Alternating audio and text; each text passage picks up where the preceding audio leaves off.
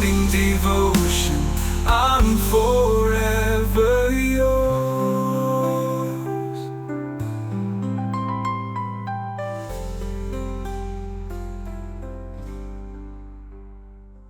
Praise the Lord. Hallelujah. കർത്താവ് നിങ്ങളെ ധാരാളമായി അനുഗ്രഹിക്കട്ടെ.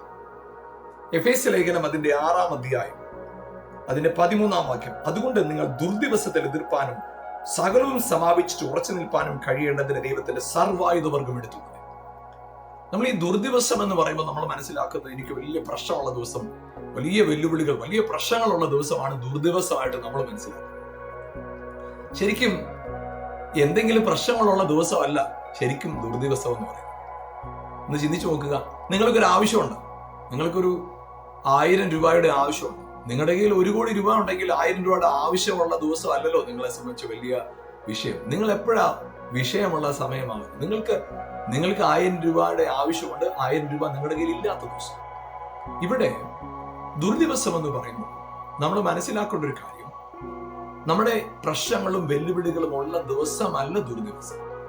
പ്രശ്നങ്ങളും വെല്ലുവിളികളും സാധാരണ ദിവസങ്ങളിലുമെല്ലാം ദൈവത്തിന്റെ സർവായുധവർഗം ധരിച്ചിരിക്കുന്നവർ, നീതിബോധത്തോടുകൂടി, ദൈവവചനത്തിലുള്ള ഉറപ്പോടുകൂടി, ദൈവവചനത്തിലെ വിശ്വാസത്തോടുകൂടി, രക്ഷിക്കപ്പെട്ടു എന്ന് പൂർണ്ണമായ ബോധ്യത്തോടുകൂടി, ഹല്ലേലൂയ, ആമേൻ, കർത്താവിന്റെ വചനമാകുന്ന സത്യത്തിന്റെ ബോധ്യത്തോടുകൂടി ഒരു വ്യക്തി നിൽക്കുമ്പോൾ, എപ്പോഴാണോ ഒരു വ്യക്തിയുടെ അകത്ത് ആമേൻ കർത്താവ് നൽകിയിരിക്കുന്ന ഈ വലിയ പ്രിവിലേജസ്, ഈ വലിയ പദവിയെ തിരിച്ചറിഞ്ഞു നിൽക്കുന്നത്, അന്നത്തെ ദിവസമാണ് ഗ്രേറ്റ് ഡേ.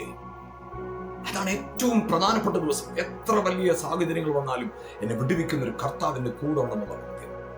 യേശു ക്രിസ്തുവിന്റെ ശുശ്രൂഷകളിലൊക്കെ നോക്കി എല്ലാ ദിവസവും പിതാവിനോടുള്ള ബന്ധത്തിൽ ഒരിടത്തും അവൻ തലകുനിച്ചില്ല, പതറിയില്ല, തളർന്നില്ല. കാരണം എന്താണെന്നറിയാമോ? അവൻ ആ ബോധ്യം ഉണ്ടായിരുന്നു, താനും പിതാവ് ഒന്നാണെന്നുള്ള ബോധ്യം. പ്രിയപ്പെട്ടവരെ, യേശു ക്രിസ്തുവിൽ നാം ആരാണെന്നുള്ള ബോധ്യം നമ്മുടെ അകത്തുണ്ടെങ്കിൽ സകല ദിവസവും നല്ല ദിവസമാണ്. നമുക്കൊരു ദുർദിവസം എന്ന് പറഞ്ഞൊരു ദിവസം ഇല്ല. അപ്പൊ എപ്പോഴാണ് ദുർദിവസമാകുന്നത്? ക്രിസ്തുവിലാണ് നമ്മളെന്നുള്ള ബോധ്യമില്ലാതായിരിക്കുന്ന ദിവസമാണ് ദുർദിവസം.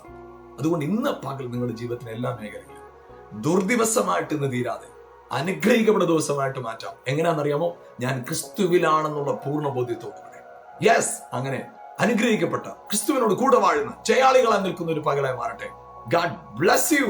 Amen.